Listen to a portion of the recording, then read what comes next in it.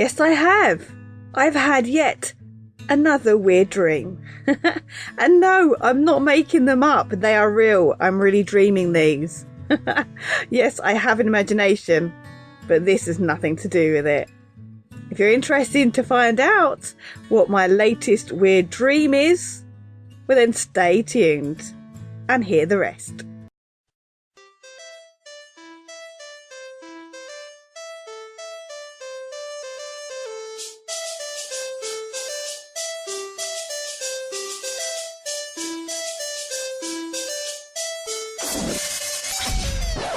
DJ Fargis. DJ Fargis. Are you ready? Yeah! Backed by popular demand. Everybody listening all over the world.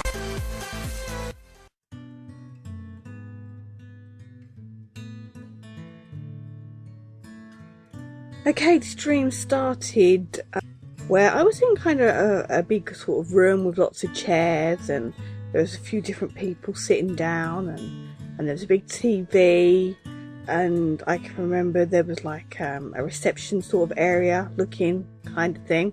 Almost could have been like a hospital or something, but not quite a hospital. And on the news, there was a news report on the TV behind the reception desk. And on the news, they were talking about this new disease that was sweeping.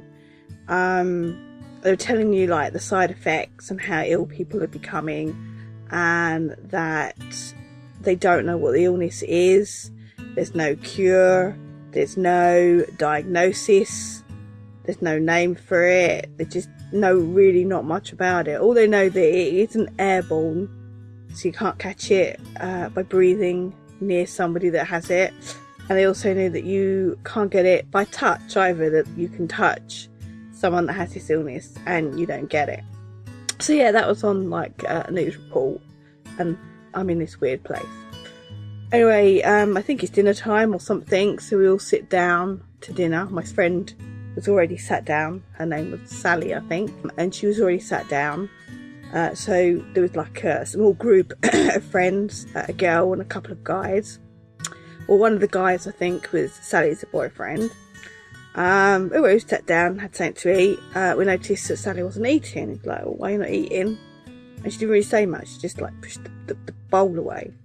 But I think a few days had passed now. I'm not sure what happened in between that and the days that followed. But yeah, she still wasn't eating. And so we kind of started to get a bit worried about it. We thought she had a stomach bug at first.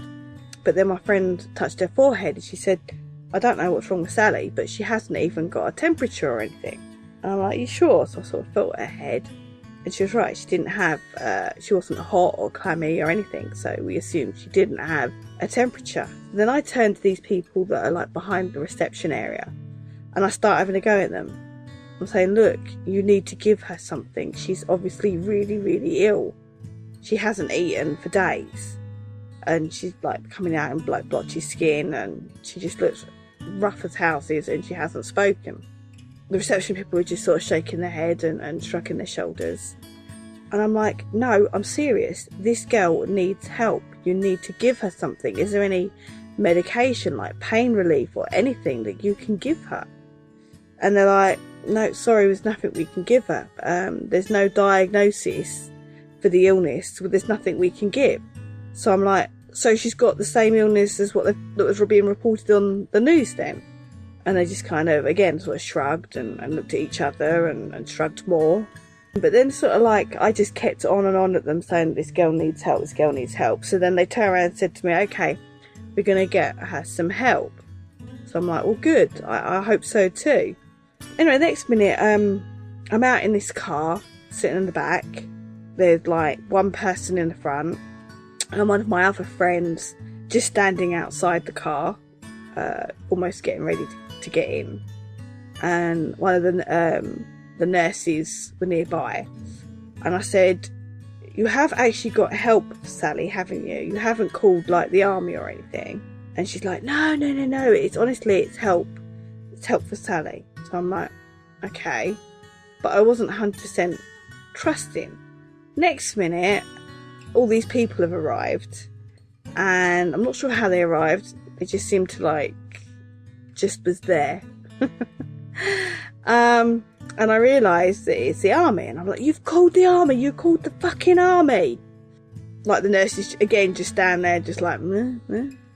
Anyway, these army people get in the car, like one big sort of hefty guy gets in the front, and this, I think she's a medic with the army, gets in the back with me, and then there was like a sergeant leaning in the door, watching this, like, nurse, like this medic. Anyway, so she gets out this syringe and she's just about to stab it in me. So I snatch it off of her and stab it into her. And she said, well, I kind of knew you were going to do that because you've done that before. I'm like, too right. So then next minute, this big guy at the front, he hands this medic another syringe. So again, she tries to stab him with this syringe. I've snatched it off of her and I've stabbed it into the big guy. Meanwhile, my friend outside the car has hit the other guy on the head and knocked him out. And knocked a couple of the nurses out that were to do with this place that we were at. And in the meantime, the nurse, or the medic, should I say, that I stabbed with the syringe, she was passed out, comatose. And so was the big guy. He got passed out and he was comatose too. So that was quite handy. And I'm like, I can't believe they fucking called them. I can't believe it. I mean, we made a few friends other than our, seemed to be, main group of friends. But it was just me and this other girl that was kind of left. I don't know what happened to the rest. Maybe they were just indoors with Sally, I don't know. We sort of like knocked them all out, pushed them in the car and pushed them up the road a bit, sort of thing. And we said to them, like, when they come round, tell them that we've gone in the opposite direction. And I'm like, well, no, don't do that, because they're probably going to bound to know that we've told you to do that. Tell them the direction we've gone, but make it sound like you're putting it on, like you're lying, like exaggerate it or something. So hopefully they'll go in the opposite direction. Anyway, so we got away and we ended up in this like town area, and we were like covering our faces up and everything so people couldn't like catch us on cameras and recognise us. But then we ended up in this really weird place. I can't even say that I'd call it a restaurant. I don't know what it was. But apparently I wanted to go for a loo. And I go out to the back and we noticed that they had this particular system. So I said that she needs to pretend to go to the loo as well. It could be our like get out sort of thing. And the idea of this system was there were like loads of cubicle of toilets all in a row. And you'd get in one, you'd do your business, but you weren't allowed out of it. You had to stand there and wait. And someone would come along and they'd grab the cubicle that you were in. They must have been on wheels or something. But they would grab it, wheel it round the corner, wheel it a bit far, like past all these other like cubicles. There's absolutely loads of them, like rows of them, and like around the outside and things. It was really strange. But yeah, they grab the cubicle and they wheel you to like an out section. And it's like, well, when you're here, you can get out of the toilet, but you're not allowed to get out of the toilet until we've put you here. So then it was like kind of swapping everything. It was like they were grabbing empty ones and then going back to grab somebody else and do like a swap and that. It was really fucking weird. And so yeah, we're waiting there and I get grabbed first and my cubicle's like rolled out to the area. And like the thing is, you can see everybody standing at the door. It's like an almost see-through door. And so as you're like getting wheeled, you can see everybody standing at their door patiently waiting to be wheeled to the certain area. So anyway, I get to this area and I get out and I notice that there's an exit. So I start trying to move towards the exit, and the woman that had like got like me wheeled me into place and then's gone and got an empty one so she could go and help someone else.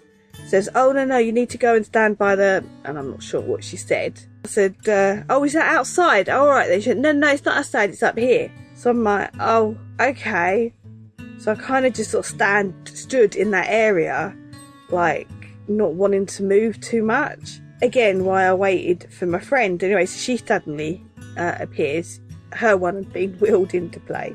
And we thought, well, no one's looking, let's sneak out the back. So we did, we sneaked out the back. And all I can remember after that is still wandering around like a town with hiding our heads so we couldn't be recognised. And that was pretty much it. I woke up. But yeah, fucking weird. Okay, so I thought I would let you know on my another weird dream that I've had. Yeah, I've had a couple of weird dreams since the last one, to be honest, between that one and this one. But they just really didn't make sense. I couldn't actually string it together. It's just like bits and bobs is all I can remember.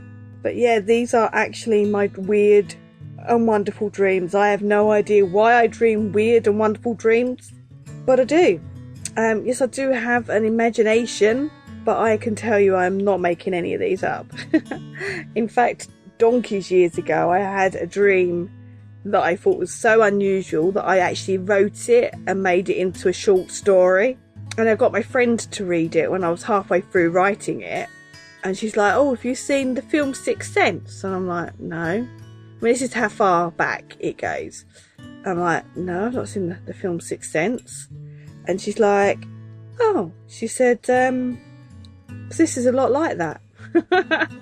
I'm like, ah, okay. Well, this is my dream. Had nothing to do with any film. But yeah, I do tend to have weird dreams.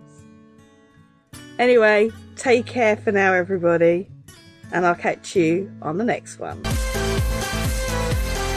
Drive home safely. I am DJ Fargis. And I'm out of here.